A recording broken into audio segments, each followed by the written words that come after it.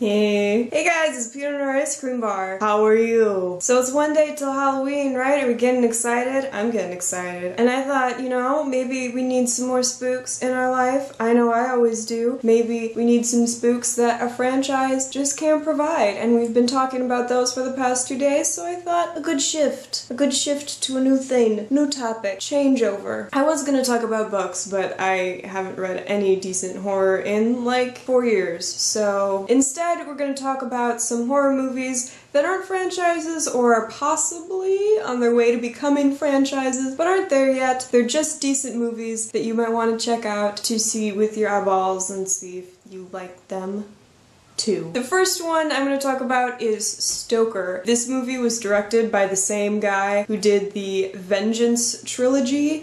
He's a Korean director. He's really good, and if you've seen any of his work before, especially the Vengeance trilogy, I feel like you'll have a pretty good idea of what you're in for with Stoker. It's a little bit erotic, it's very atmospheric, it's very character driven, it's really good. I had a really good time watching it anyway. It's very strange. Even if you break it down to its bare bones, it's just kind of simple and creepy at the same time. It still manages to feel very fresh and very new and very unlike a lot of big Hollywood horror movies that come out. The plot is that there is a young girl and her father dies on her birthday, and her uncle, estranged uncle, comes to live with the family for a while after her father dies, and his intentions are mysterious. Mysterious. There's a lot of mysteries in this movie. It's a very mysterious movie.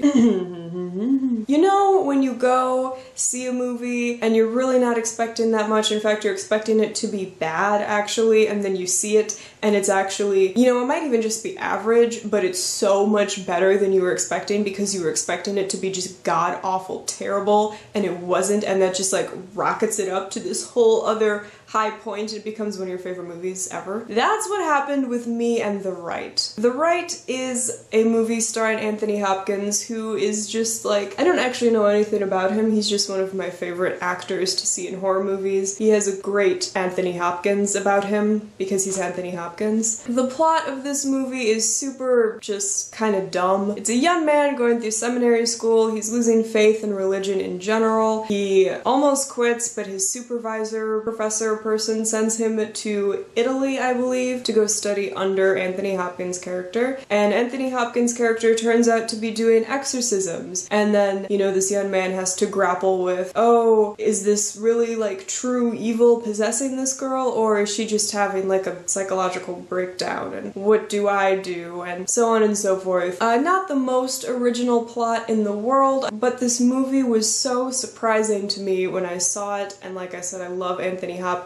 I know a lot of people do. If you like him, you'll definitely enjoy this movie. There are some parts that kind of surprised me at what was happening, and there were some parts that were not at all shocking or surprising, but I still had a lot of fun watching this movie, and I think that's kind of the point. And of course, there's always movies on Netflix that turn out to be really good, because mostly movies on Netflix turn out to be really bad. I'm thinking specifically of good movies. I'm thinking specifically of Grave Encounters and VHS. I'm like 99% sure I've talked about both of these movies before last year, but I'm not sure. If I haven't, they're both really good and you should check those out. Both of them have sequels now. I normally hate found footage, but I think these recent entries, both VHS and Grave Encounters, are found footage. I think both of them are really solid movies, like for serious. If that's a genre you hate, you might want to give it another try. Grave Encounters is, once again, not the most original plot ever. It has the stereotypical skeptics becoming believers. It has people on a ghost hunting show that's being made go into an insane asylum, and then, you know, it's really haunted. But there are definitely elements of that movie that really felt original and new. Overall, I thought it was really well done. I was really happy to see that they made a sequel. The sequel was slightly less entertaining for me. I think part of that was because I had gotten attached to the characters in the first movie. The second movie introduced a new cast. I don't want to say too much because I don't want to spoil anything, but they did introduce a new cast, and I felt like maybe they had a little bit bigger of a budget and they kind of went overboard on some things. As far as found footage goes, I really enjoyed the sequel too. I hope there's a Grave Encounters 3. I would love to watch it, and I know VHS is having a VHS VHS 3 that's coming out soon, and VHS 2 is pretty solid, I would say, just like the first one. For me, only about half of them really created any sort of anxiety inside me, but pretty solid movie. And finally, just to round this off, I am going to say Orphan. If you haven't seen this movie, you may already know what the plot twist is because it was so insanely crazy that people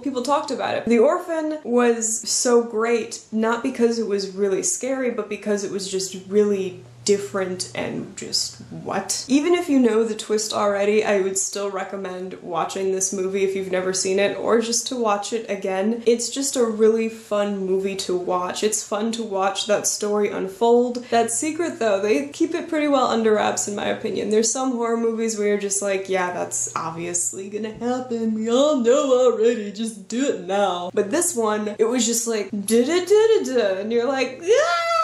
This is kind of how it went. The point is, this movie's really fun. It is just creepy enough to give you that, you know, want to look over your shoulder feeling to see if something's there as you're walking back to the car from the movie theater. That's the feeling it gave me. I was just like, welcome back to the car, welcome back to the car. Anyway, those were some movies that are not franchises yet. Maybe in the future, who knows? But they're good and you should check them out and watch them and get scared. We only have 2 more days of HALLOWEEK left. Bye!